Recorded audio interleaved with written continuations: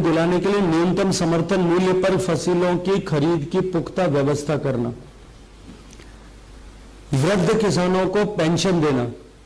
किसानों को कृषि कार्य हेतु बिजली की आपूर्ति सुनिश्चित करना और गुणवत्ता युक्त बिजली उपलब्ध कराना, किसानों और उनके परिवारों को अपने अंतिम कृषि उत्पाद पर लघु स्तर पर उत्पादन करने में सहायता के लिए पंचायत समिति स्तर पर कृषि प्रसंस्करण प्रशिक्षण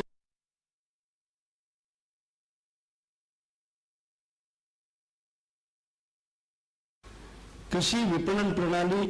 को प्रभावी एवं सशक्त करना, जिससे कि किसानों को अपनी फसल का बेहतर मूल्य प्राप्त हो सके,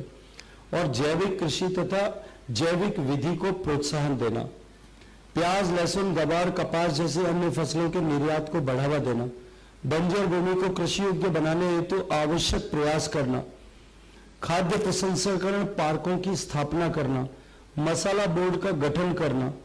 किसान एवं पशुपालन नीति बनाकर के खाद, बीज, कर्जा, फसल बीमा, पानी, बिजली, मिट्टी की गुणवत्ता, पशुपालन अधिकार आदि को सम्मिलित करते हुए नीति का निर्धारण करना। ये कुछ पॉइंट है,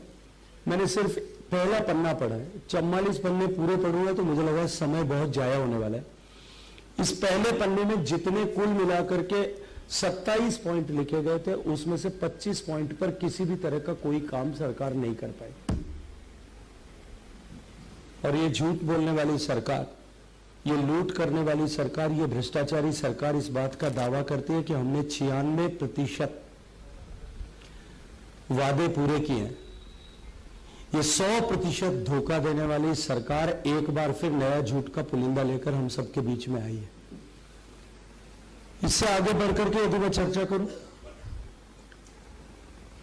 कि वर्तमान कांग्रेस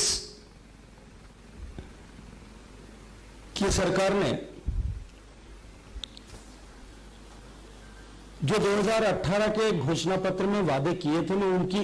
एक पन्ना आपको पढ़ करके सुनाया, कुछ और विषयों पर भी आपका ध्यान आकर्षित करता हूं। कृषि के क्षेत्र में मैंने आपके सामने चर्चा की है। चिकित्सा के क्षेत्र में सरकार, जो कांग्रेस पार्टी ने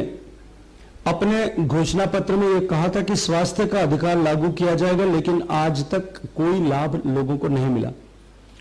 सभी पंचायत भवनों में एक एक मेडिकल मोबाइल वैन चलाएंगे। आप सब लोग धरातल पर काम करने वाले लोग हैं, आप लोगों को जानकारी होगी कि अभी तक तो राजधानी में भी मोबाइल मेडिकल वैन नहीं चल पाई है। सैकड़ों करोड़ रुपए लगा करके जो मोबाइल वैन्स खरीदी थी, वो अभी तक भी जो यहाँ स्वास्थ्य विभाग का दफ्तर में उसमें पड़ी पड़ी धूल फांक रही है।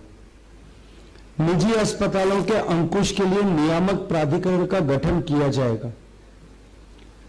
युवाओं, श्रम और रोजगार के क्षेत्र में इन्होंने वादा किया था कि युवाओं को रोजगार और आसान दरों पर